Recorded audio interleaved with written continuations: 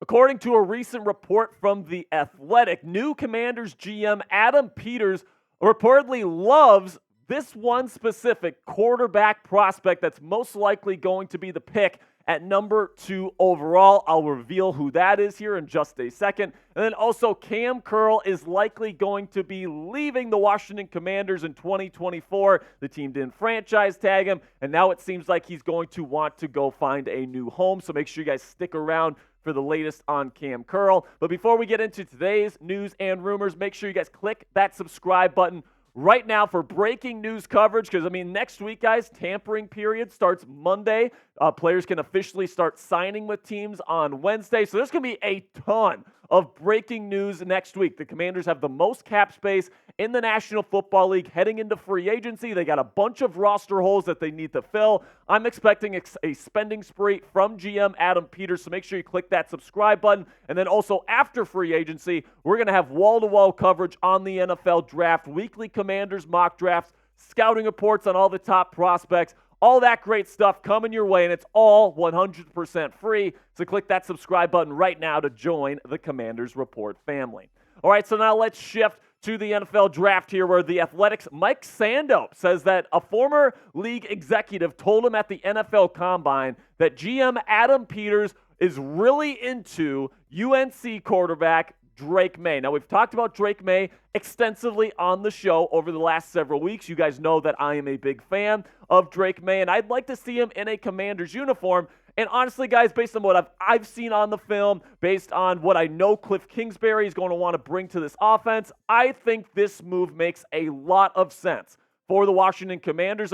Just listening to him talk at the Combine with the interviews, he just seems like the type of personality that Dan Quinn wants in his quarterback, somebody that's super competitive, somebody that's really intelligent. And by the way, guys, he's still only 21 years old, so he's just scratching the surface of what he's able to do. And, this definitely makes sense, especially if you believe the rumors going around right now that Jayden Daniels, the LSU quarterback, last year's Heisman winner, hates the Washington Commanders' new GM, Adam Peters. We broke it down in a video earlier this week of the report that said Jayden Daniels is not the biggest fan of Adam Peters, because pretty much the short version of it, guys, is Jaden met with Adam Peters back when he was still with San Francisco last offseason, before Jayden Daniels was Jayden Daniels. And Peters apparently told him to his face that he's a 5th-round prospect and his skill set doesn't translate to the National Football League, and Daniels didn't take too kindly to that to that assessment that Peters gave him. So reportedly, he doesn't like Adam Peters personally, and he doesn't want to come to the Washington Commanders for that reason. But I will say this, guys, take it with a grain of salt, because this report came out, kind of some shaky sources, and then also Jayden Daniels himself at the NFL Combine was talking about how cool it was to spend time with the Commander staff. Here's Jayden Daniels at the Combine saying so himself. With them, it was just how cool the whole staff was. Obviously, Dan Quinn, Cliff Kingsbury, all those type of guys. Just be able to sit in there and really just get to know people. You can see them on TV, see everybody coaching behind the scenes, so be able to go on there and just have a conversation with them. That's the coolest part for me. So listen, man, it's very possible that the report that came out that Jayden Daniels hates the Commanders or whatever just ends up not being true. But even if it's not true and he's still on the table for the Washington Commanders, I still think the pick has to be Maye. I think that he is the best quarterback in this class this year in terms of everybody. Caleb Williams, Jayden Daniels, J.J. McCarthy, everybody. I think he's the best at targeting the middle of the field from within the pocket. I think that he does a really good job of that, very systematic type quarterback in that way, but he also brings kind of the playmaking elements, the playmaking instincts outside of the pocket. He's not a dynamic runner, but he's definitely a plus runner as a rusher as at the quarterback position. So he's got the athleticism, he's got the arm talent, he's got the ability to throw over the middle of the field, which is really what the modern NFL passing game is built on, and he's only 21 years old, so he's just scratching the surface of what he can be. My comp for him is Justin Herbert. I mean, there was that one clip of him throwing it 83 yards in the air.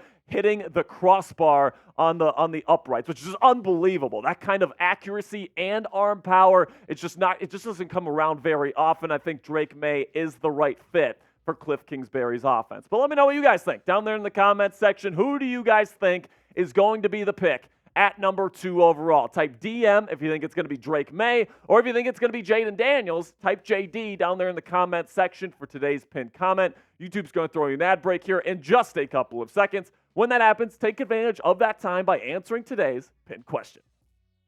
Now, as for this debate, former Washington Commanders head coach Ron Rivera has weighed in on who he thinks the Commanders should take at number 2 overall, and it is Jayden Daniels, the Heisman winner out of LSU. This is what Ron Rivera had to say on ESPN's NFL Live. He just got a new gig with ESPN, so congratulations to him. This is what he had to say. You have to look at the style of offense they're going to run. You've got Cliff Kingsbury, a guy that likes a mobile quarterback that can move in the pocket and can make plays when they're downfield. Now, listen, he's not wrong about this when it comes to Jayden Daniels. He can do those things. He is mobile. He can target down the field.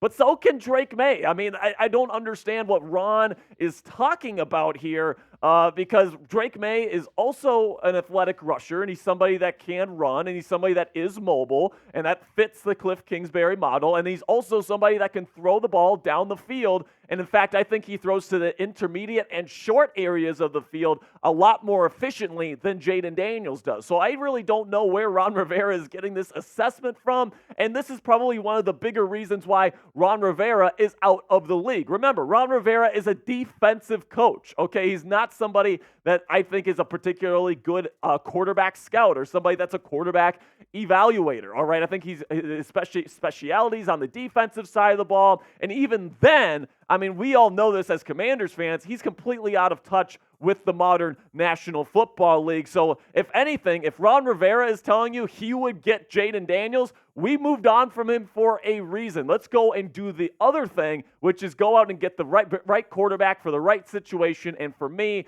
that is Drake Maye out of North Carolina. But to be clear, all right, to be clear, I like Jayden Daniels as a prospect. I think that he's got super high upside. He's got a great deep ball. He's dynamic as hell as a rusher. I mean, he might be a top 3 rusher of the football at the quarterback position the second he steps into the National Football League. And having those kinds of tools definitely lowers the bar in terms of the refinement that he needs, the vision, the footwork, the accuracy, the ability to target the middle of the field effectively. All these different things, they get lowered because he can go out and make plays with his legs. However, it's not completely taken away. I mean, we see it with Justin Fields in Chicago, right? There's no trade market for a guy like Justin Fields, even though he's an elite rusher, he's got a strong arm, and he's a great playmaker, can throw the ball down the field. I mean, I think that Jayden Daniels' profile is very similar to Justin Fields, all right? So if you don't think Justin Fields is a very good quarterback, Jayden Daniels has a lot of very similar strengths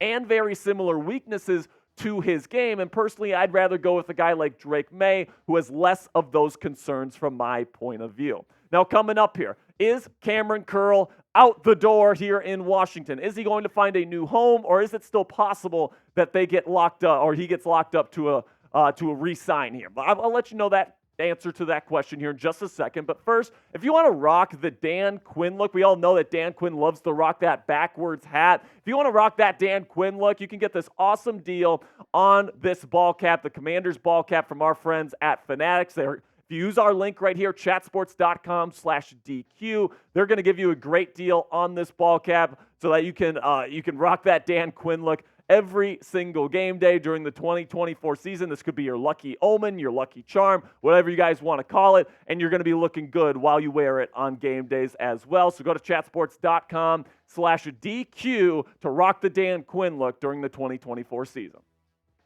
So now, Kam Curl on Tuesday, of course, you guys know it was the franchise tag deadline, and the Commanders announced far in advance that they weren't going to spend the franchise tag on anybody this year, and that includes, of course, Kendall Fuller, the outside corner that's about to hit free agency, and Kam Curl, the strong safety, who I suggested they should have put the franchise tag on. And after the deadline passed, Kam Curl took to Twitter and he put up deuces. He put up the deuces emoji on his Twitter, essentially saying goodbye, or at least that's what people are interpreting this as. And I really do think Kam is probably going to go elsewhere. I think he might feel a little bit slighted that the Commanders didn't want to get a deal done with him or franchise tag him, keep him around. And honestly, I think he's a really good fit for what Dan Quinn and what Joe Witt Jr. want to do defensively here in Washington. But at the end of the day, I think that they thought that the over $17 million that they would have to pay him to put him on the franchise tag